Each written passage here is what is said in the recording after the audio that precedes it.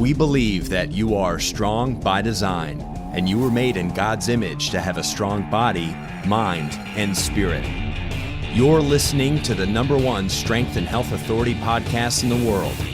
So let's get ready to unlock your potential and transform your life in today's episode. Hi there, and welcome to another episode of the Strong by Design podcast. This is your host today, Coach Chris Wilson. So glad to be sitting across from this gentleman today, a longtime friend of really the team here at Critical Bench, really longtime friend of Mike Westerdahl, founder of Critical Bench. They've done business together for over a decade and been on vacations and events together for years and years, have grown quite close. And I was the recipient of that networking, that relationship, all that fun, all that brotherhood and stuff. And I've grown to really love this guy myself over the years. Our mafia. Our mafia. You could call it that, couldn't you? So I'm going to introduce our special guest in just a moment. But as I always do on the Strong by Design podcast, because this podcast wouldn't be made if it wasn't for the people on the other end. And our mission with Strong by Design is to help you grow in body, mind, and spirit. We touch on all those things in our many episodes. We're into past 200 episodes now, which is unbelievable.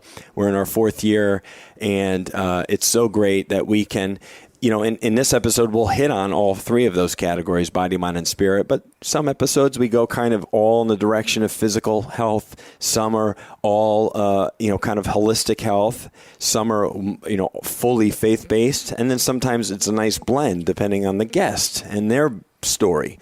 Shaun's story is a fantastic one. He has been on the podcast before. If you go way back to episode like 50-something, 50 or 52, right around that area, Relentless Faith, he did a podcast with Mike talking all about his faith journey, his story, which is absolutely incredible. So go back and listen to that. If you like what you hear today, you'll love what you hear in that conversation.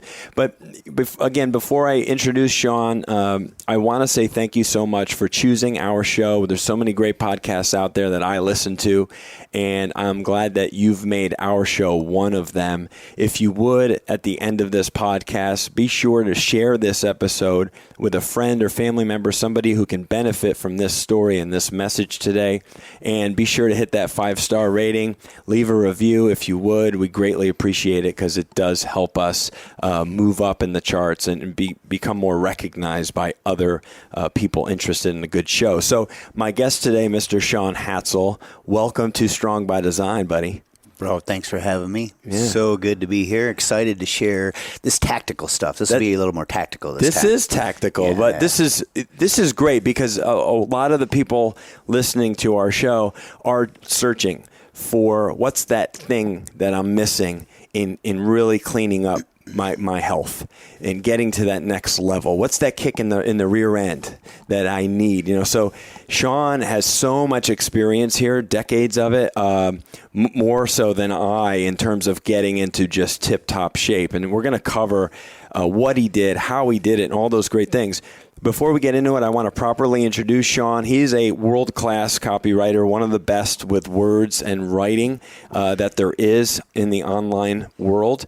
He has been sought out and built businesses and done so much with so many high-level people over the years. It's really something to marvel at.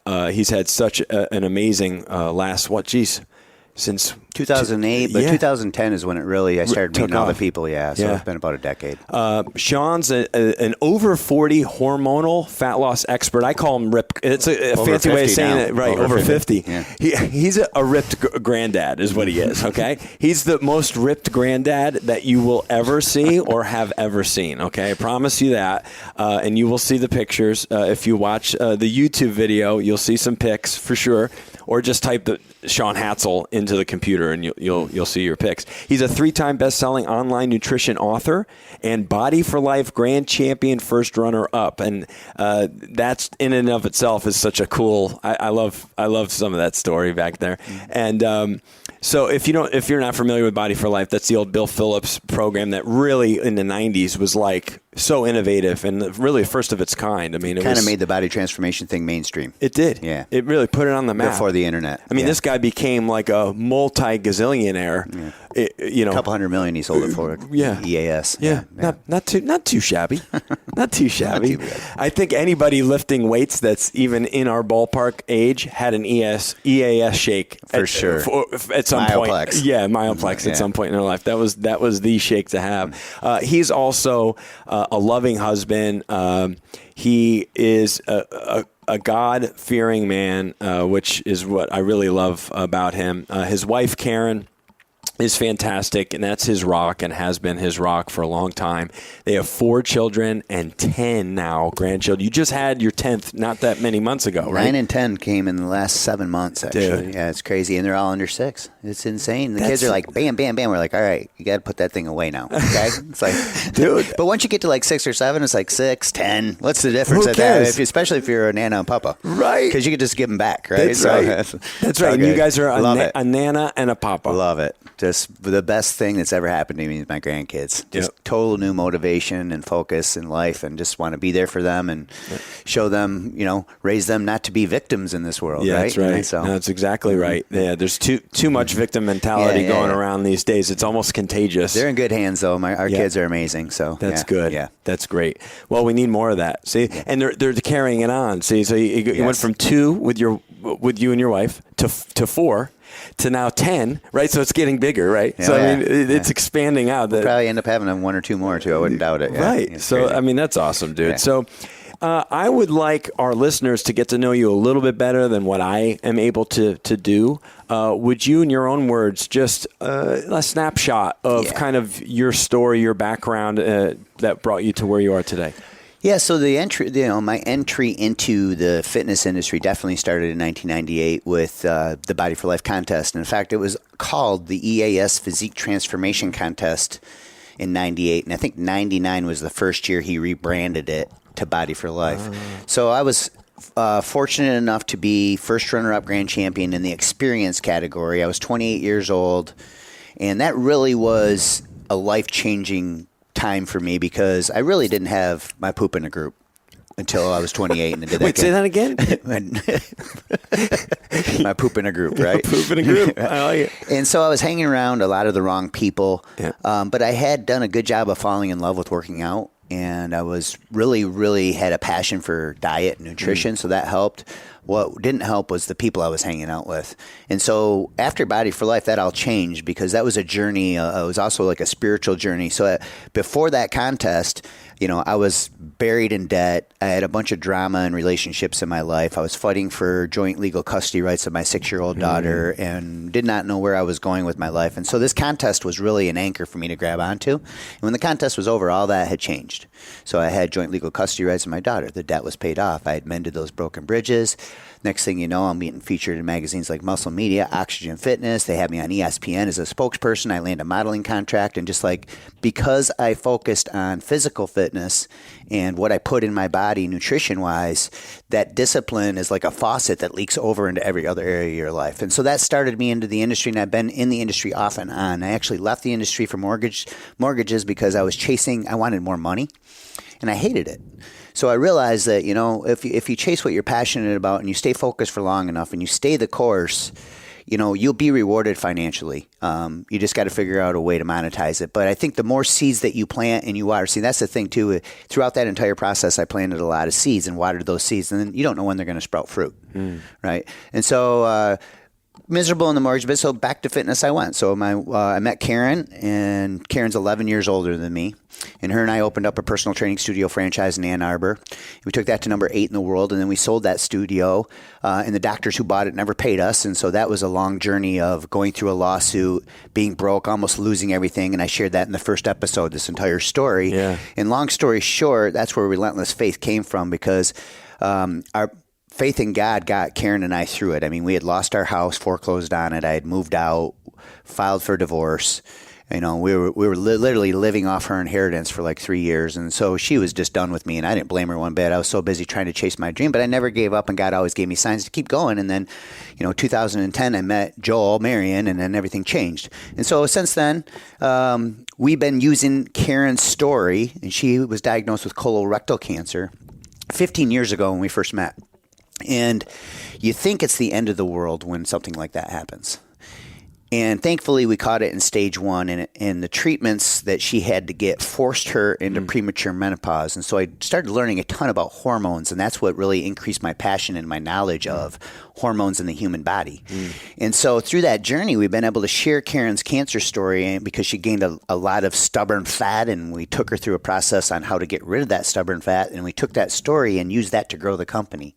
And so facts tell, but stories sell. Yeah. So what's your story? And I think that's super, super important to take away from my intro is that, you can know all the facts in the world, but if you don't have a testimony to share or a story to share that's real, because people can deny the facts. We're living in a world where that's happening every day. Yeah, correct. The truth can be right in front of them. Yeah. But they can't deny the real life testimony and story. And so through that journey, looking back at that adversity that we thought was the end of the world really became a wealth of not only knowledge, but paid the bills and provided for our family and helped thousands of people with her message and her journey and our products. It's funny. I was just listening to a podcast yesterday and wrapped it up today with Donald Miller, the Story Brand guy, right? Yeah. I know Donald, amazing. Yeah. And he was on Brad Lomenick's H3 Leadership podcast, and both those guys are great. But so much great nugget stuff coming from him. But he's like, when you say story, that's what's made him who he is, right? Is everyone has a story, right? And how to tell your story. And he said something interesting. He said, in our lives, there's moments where there's 4 different types of characters in a story, right? There's the hero, there's the villain, there's the guide, and there's the victim. Right. And he said, in your life, you can be all 4 of those in different moments, and sometimes kind of all at the same time. It was just really interesting. Great analogy. Yeah. And it is storytelling. That's what stories are, what move people emotionally and get them that inspire real change. Yeah. Everybody loves the 0 to hero story. And I think I did a video on this morning, just resistance, overcoming resistance. People love that. And I think that we need to intentionally create more resistance in our life. I mean, it goes back to when a chick is born, if you help it break the egg, right, it won't live because it's the resistance of it breaking its own shell that gives it the strength to actually survive. Isn't that something? And so we need to implement that in our own lives. And so are you applying resistance? David Goggins is big on this, right? Huge. With Can't Hurt Me, he schedules pain every day. Well, pain is just resistance, right? It's in a more painful word, pain. But it's how we grow between the years, right? And so I know physical fitness does equal spiritual and emotional fitness as well. But we need to be looking, not only do we need to be creating resistance in the gym with our body, but we need to be doing it in our lives in other areas as well. Eat the frog, right? Wake up in the morning and do that feared thing first. That's right. So it sets you. It's your compass, right? It's it sets you. You find true north when you get up and you do that one big thing and you attack it right out of the gate. Everything else from there is downhill. It's gravy. Otherwise, it sits back here and it nags at you all day long. Yeah. Right? And it ruins your day. Yeah. So it's so true, man. It sounds simple, right? But it's not an easy thing to do. Our team would like to thank you so much for listening to the Strong by Design podcast.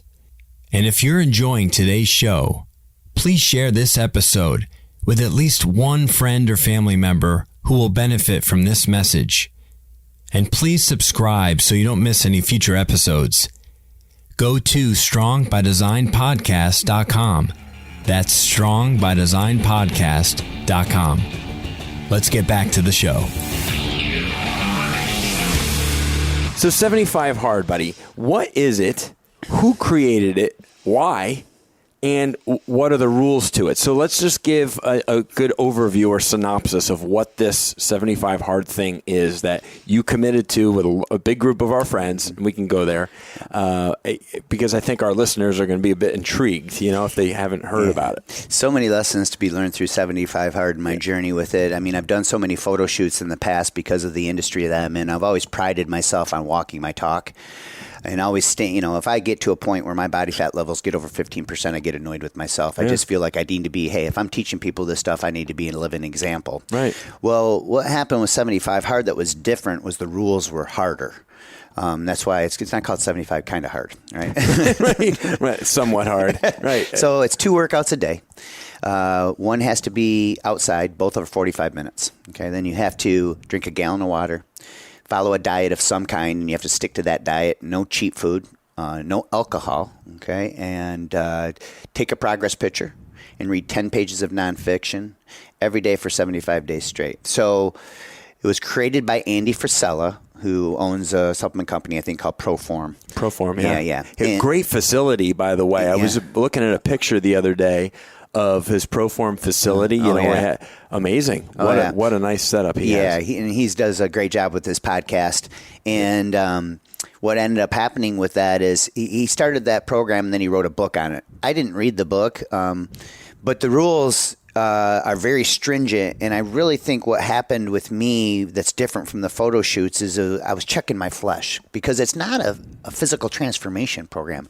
It's actually a mental toughness program. Yeah, right. And so when I tell people about it, or they automatically, because it's me and my identity is fitness, what diet? And they just go right to body, right to health, and and I have to remind them, no, this is a mental toughness program. I mean, I cooked through like 4 books. I mean, you'd be amazed at how many books you can read just reading 10 pages a day. You can cook through a 100-page book in 10 days, 200-page book, 20 days, obviously. So, and then you find yourself wanting to read more, is what ends up happening. Because how many times do you just do 10? Right, exactly. And you want to finish maybe the chapter or whatever, and you can't use audiobooks. It was funny, I was telling a girl about this yesterday, and she was saying, I do audiobooks. That's great. I was like, no, that doesn't count. You have to use your brain.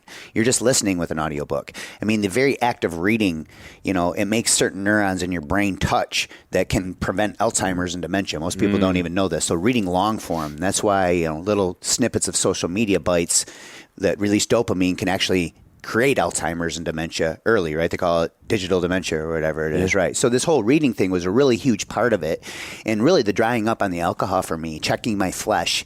I don't ever consider myself an alcoholic, but I realized through this journey how many people really struggle with this. When I posted I was 60 days sober, and I posted it and it blew up and went viral on my fan page, and I was just shocked. I was just like, it was crazy. There was over like 100 comments, and it reached like 80,000 people organically. And it was just like, wow, this really resonates with people.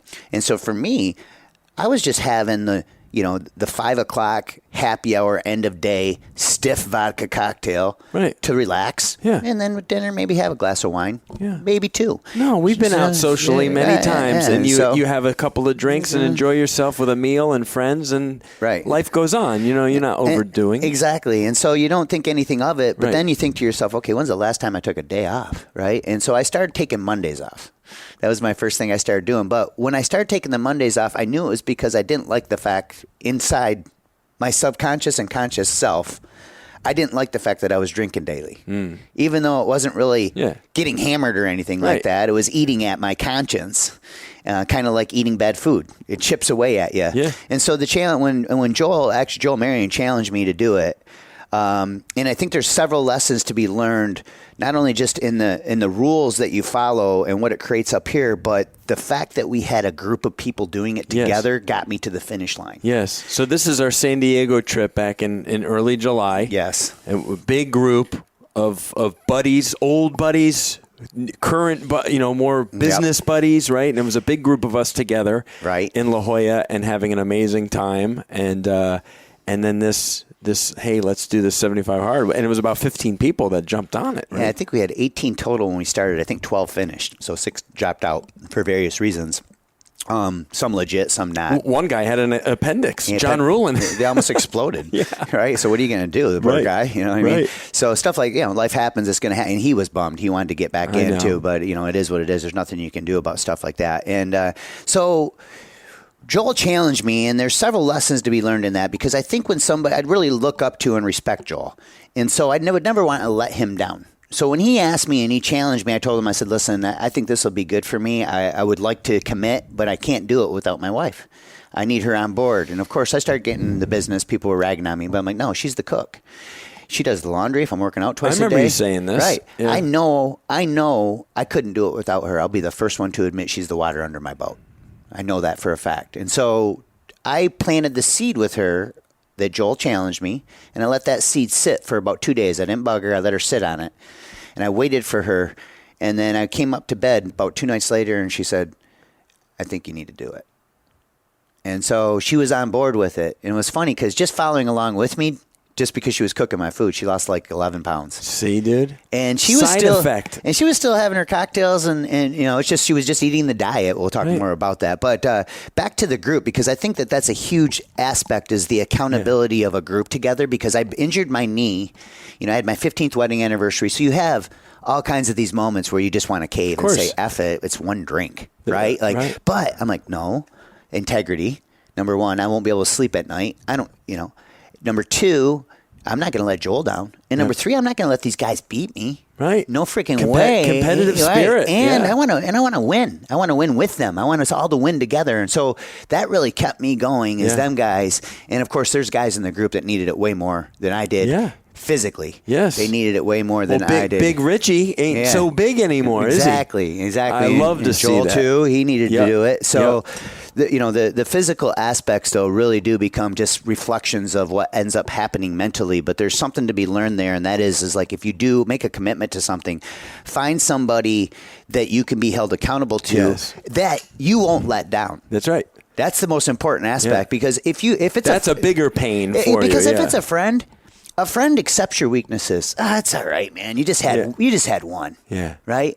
Where a real mentor and a coach and somebody who cares about you, that's bullshit. Right. They call your ass out. Yep. Right? It's true. And that's what we need to follow through with our commitments. Yeah.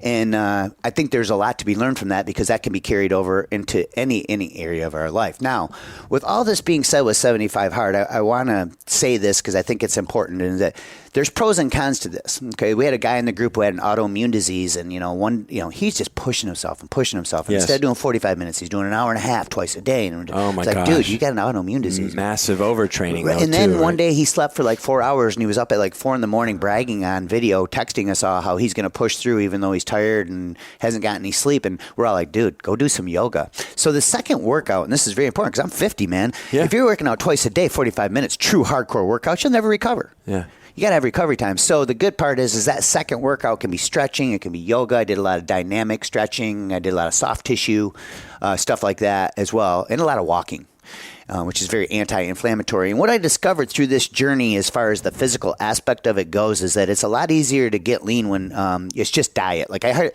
because of my limitations, and I hurt my knee, and because I could... The last couple weeks before a photo shoot, I upped my cardio sessions to like an hour to 90 minutes just to whittle away at that last little bit. And what I've discovered through this process is that's not necessary. It's all diet. I walked my way to I was like 5.8% last week when I tested when I entered the contest. So I went from like 15% to like 5.8%. And I literally was doing, the only cardio I was doing was walking like the last 6 weeks. Wow.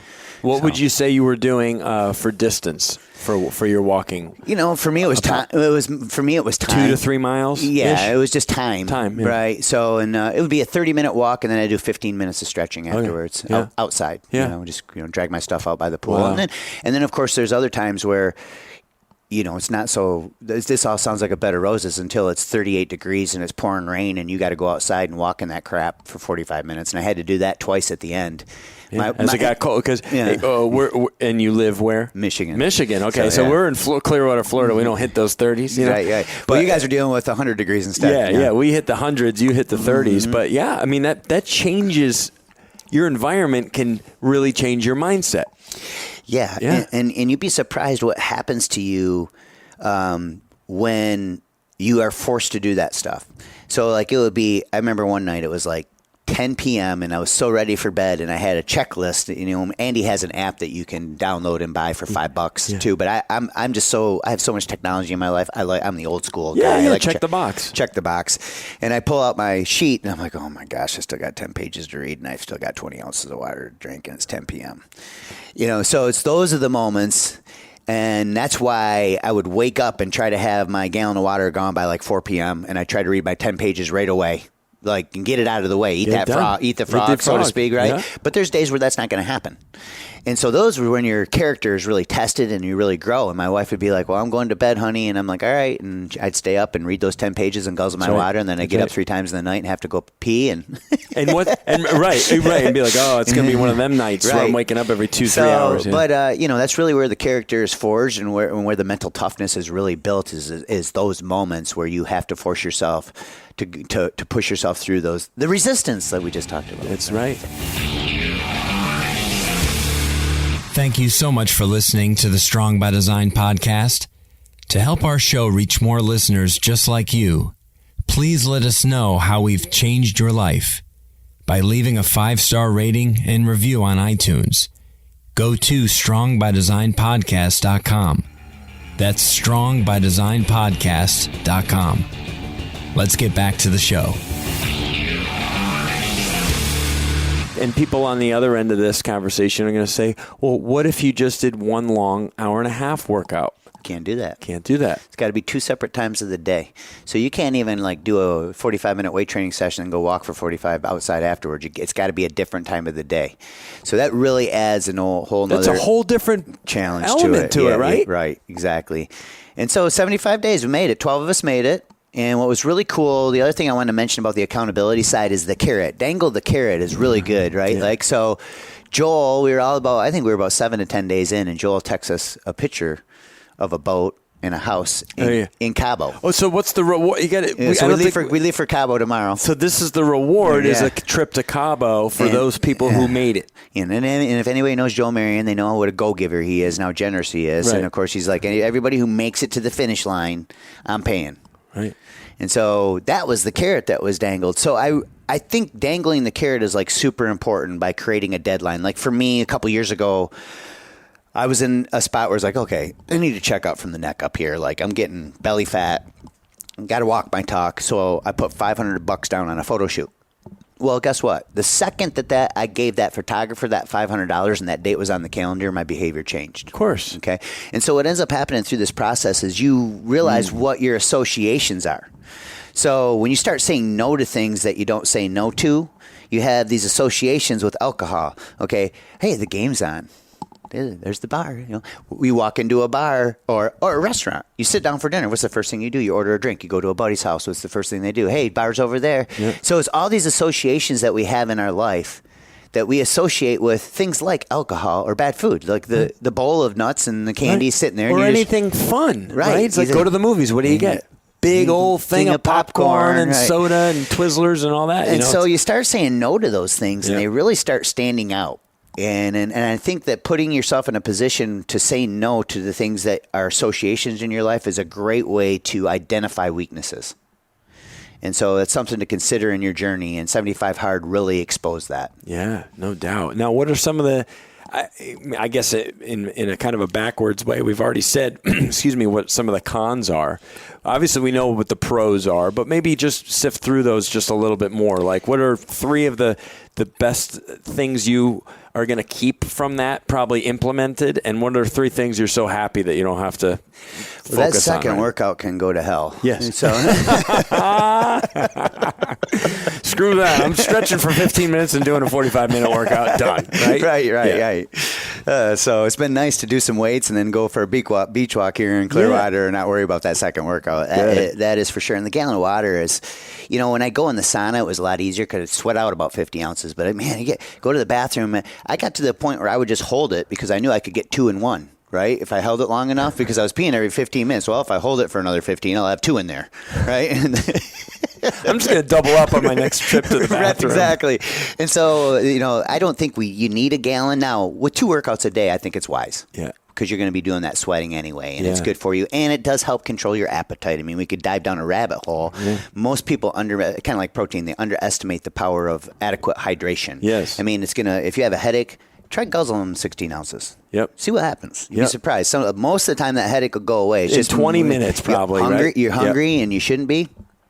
You're probably a little dehydrated. Have some water. Yep. So, the more water you give your body, the less it holds on to, right? So if you're feeling bloated, drink more water. Most people think, I'm already bloated. I better not drink anymore. It's the exact opposite. It happens. Water is the transport system for all nutrients and metabolic digestive processes that take place in our body and our brain. Right. You want the engine in your car to work better? Less oil? Right. No. Exactly. No. So it's the same type of thing. Make sure it's filled to the brim and change it out every once in a while, too. Right. It's like water's the same way in ours. It makes everything in our body work. Right. And so since the contest, I'm doing 100 ounces, not 128. And I wouldn't be doing that if it wasn't for the contest. And I do feel better doing that. Yeah. And it brought back to the forefront of how important hydration really is. And it's an important element. It's one of those things that people they don't pay attention to because they're so worried about what they should and shouldn't eat. Yeah. Instead of focusing on, it's funny because little hinges swing big doors. Yes. And it's all these little things that can really add up to make a big difference over time. Yeah. Right. Now, the other thing that I noticed mentally, throughout the process of 75 Hard of the way that I transform. Because I have a saying that people want you to do good in life, okay? They just really don't like you doing better than them. Isn't that something? Now, that's not true for everybody, but the majority of the average people, I think we all have a little bit of it in us, right, whether we want to admit it or not, right? And so there was a lot of negative comments. I remember family, like the first thing my sister-in-law said was, "Oh, you're not going to be any fun." And I'm just like, okay. I'm like, that's an interesting comment, right? Yeah. And so you start getting these. My nephew said, "When's your 75 days of hell done?" And I bit my tongue because I'm just like, you know what? Because I wanted to look him right now and say, "You can't do it, man. You're going to be hating on me because you can't do it." Right? And so instead of doing that, I just took the high road and let my actions speak. And, Joel nicknamed me the Renegade a long time ago because I'm really good at calling people out. Where Joel is a grace giver. He has a different personality than I do. Yeah. I wear my heart on my sleeve, right, and I just let people know how I feel a lot. And through this process, I learned to really brittle my tongue more, and I think that's super important. I mean, we obviously could travel that right to the Bible, right? I need some of that work. Death and life are in the power of the tongue. Yeah. And so it was really good to see the way that I reacted and responded more like Christ-like character. Mm-hmm. Throughout this journey and through that process, and how mentally strong that made me feel just to not respond. Because you always feel like you have to defend yourself. In the moment, it's a struggle. Right. We want to defend ourselves, right? After the fact, you're like, man. So I feel good that I didn't lash out or say anything or, or said this instead of that or, I was thinking this, but. Yep. Yeah. And then it's other, I noticed too at the gym, interesting comments. Like one guy said to me, well, I ain't got time for that, and I'm not doing that. And I'm like, well, I didn't ask you to.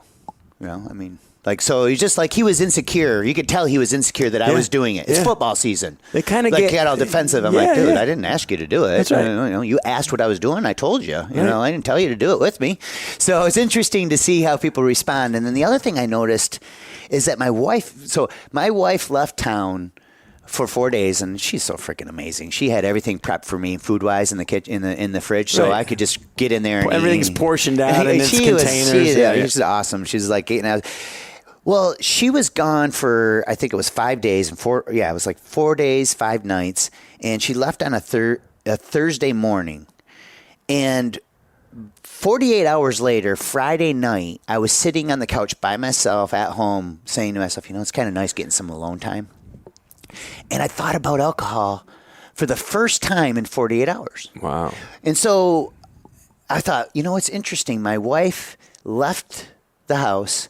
I have a cabinet full of liquor. I have a fridge full of seltzers and beers. Right. I have a wine cooler full of my favorite red wine, and I never even thought about alcohol for over 48 hours straight.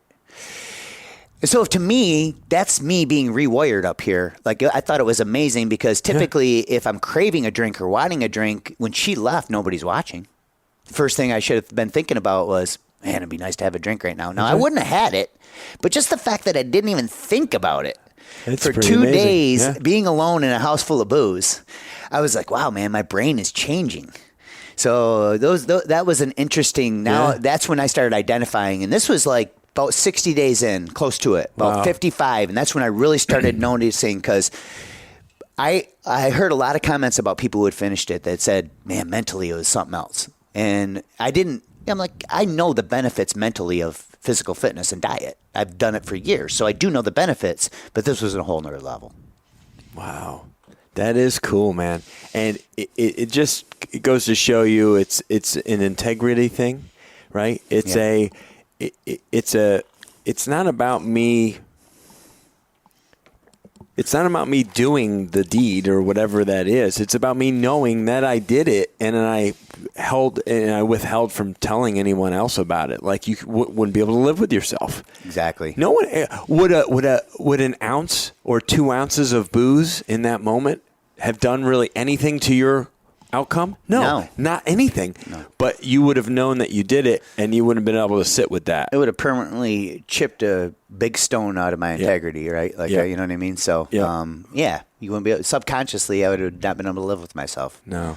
So. That is cool, though. I mean, so it is more of it's a physical thing, but it's a discipline thing. It's a mindset thing. It's just creating new good habits in your life, and that's what more of us need on a regular basis, right? Cut out some bad, put in some goods, and then try to run with it for a little while. Well, and then when you're done, I noticed, I heard of a girl who finished, she was like 23 years old, and she woke up the day she was done, and she started drinking at like 9 a.m., and I'm like, well, that's a 22-year-old for you. Yeah. You know what I mean? But as you get older and you're not looking, like the day that I finished and I cheated, it was interesting to see how your body responds, and I think touching on this is good, because I had not put a sugar in my body, any cheap food, dessert, or sugar, or any alcohol. Nothing refined, in other words. I sat down at breakfast. I had a Bloody Mary, and I took 2 drinks of it, and the alcohol hit me right in the head. I was immediately buzzed, and I didn't even drink half the Bloody Mary because I didn't need it. I literally had like 3 sips, and I'm like, all right, I'm good. Karen ordered huevos rancheros, and of course that would be something I would always get on a cheat meal, but I wanted the sugar because I hadn't had any in so long, right? Because I do carb cycling. I had been eating clean carbs. Yeah. So I went for the frosted flake crusted French toast. Oh, my God. And I'm not kidding you, I took 2 bites and I had a pounding headache, like pounding. Because my body just was like, what is this? It rejected it, completely rejected it. So it was interesting to see how my body responded. And then I had a burger and fries later that day, and I was full for like 6 hours afterwards. I could not eat the whole day afterwards. I was just like, wow, this is just crazy when you don't do this to your body. What happens? My only experience with that, and then I want to get into the carb cycling method, like what you did, what your diet of choice. My only real experience, and because I just have not lived in the world of like always being tip-top shape, was always more about like strength-based, stuff for me. This is, and I've gone on my own journey. I didn't do 75 hard. I was doing my own thing with Will Grazione, and I've lost 25 pounds, and I'm maintaining it, and I feel great, and I'm, all those great things. But a few years ago, Mike and I did a 2-week fast. If you remember, we did rational fasting, which is an Elliot Hulse thing, right? And we experimented with it. We want to try it. I remember, because we were doing 72-hour fasts. So we had 3-day fast, then 1 keto meal, then 3-day fast, and then a couple of keto meals. Brutal. It was brutal. It was very, very hard, but we stuck to it. I mean, we really did it. I remember that beer I had, the flavor of it. It tasted so sweet. I'm like, beer never tastes like this to me, ever. Like my palate, everything about it was different. Yeah. I'm like, gosh, that's just for me not eating food for like 3 days. And, for anyone who's ever fasted or try it, because I feel like it does have a lot of health benefits. I mean, there's a lot. That could be a whole nother discussion, right? Right. But it was very interesting. Anyway, let's dive into what you actually were doing, because you have to pick a diet basically on 75 Hard. It could be any diet, but then you have to stick to it. So what did you do? Well, I do the same thing I always do, is carb cycling. And there's three primary reasons that carb cycling is my diet of choice. And I think it's superior to any other diet. That's just my personal opinion. Yeah. I will say that the best diet that anybody listening to this could follow is one that they can stick to. Right. Adherence is the biggest thing. Yeah. But with carb cycling, you don't eliminate any food groups. So I love that. So, period. I mean, any kind of elimination diet, to be honest. And that's why most diets work anyway, because you're eliminating entire food groups. Right. They fail because of that. Yeah, carb cycling, you're not. Carb cycling is more of a hormonal entrainment diet. We'll talk a little bit more about that. But I love it because of that. Number one, you have variety and flexibility. So it makes it easier to adhere to. So that's number two, is it's easier to adhere to. And number three, it caters to your hormones on a diet. And there's been some research done. I know there's a study it was way back in 2011. It was a pretty good study, and it was only one, so it not conclusive or anything like that, but they had a group of calorie counters and a group of people focused on hormones. And the group who just focused on hormones and didn't count calories lost 65% more weight.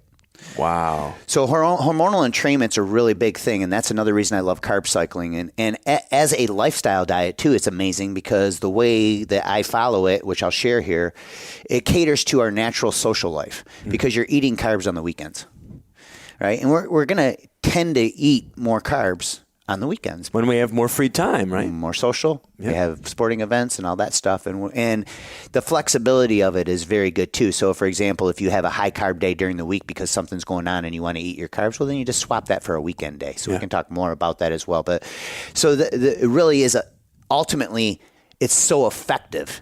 And that's the third reason, is effectiveness. And I'm living proof of that, I think, out of the group. And, I don't say this to boast at all. I just have a lot of experience, but I crushed everybody in that group. Right. Crushed them. You were already, 15% body fat or so was where you started, right? For most people, that's lower than I am right now. And I lost 25 pounds in the last four or 5 months, right? So that's lean. That's leaner than most men, especially at your age. Okay, you could be a college athlete and be 15% body fat, right? Exactly.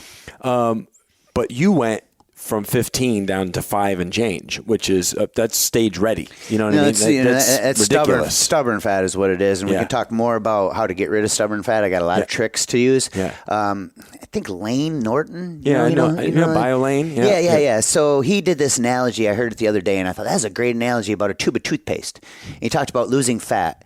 And when you first start losing fat, if you're heavier, it's kind of like a tube of toothpaste. When you first open it up, the toothpaste just comes right out. Yeah. Right. Well, then when you get down to below 10%, it's like you're at the very end. Yeah, you're rolling up the end. Trying to squeeze it out of there because it's so hard to get out, right? And that's why they call it stubborn fat, because it's just way more stubborn because your body wants to hang on to some of that. And we're going to go ahead and break there. Shaun has so much great information about his experience with the 75 Hard program. There's so much more to come with his exact diet program that he followed, more about his training habits, why cardio is not nearly as good as strength training. There's so much good stuff coming. So get ready, because in a couple of days we will release part 2 of the 75 Hard episode with Shaun Hadsall. Thank you so much for joining us today on the Strong by Design podcast. Thank you so much for listening to the Strong by Design podcast. If you found value in today's episode, please subscribe so that more people can find out about our show. Plus, you don't want to miss any future episodes with the amazing guests and topics we have lined up for you.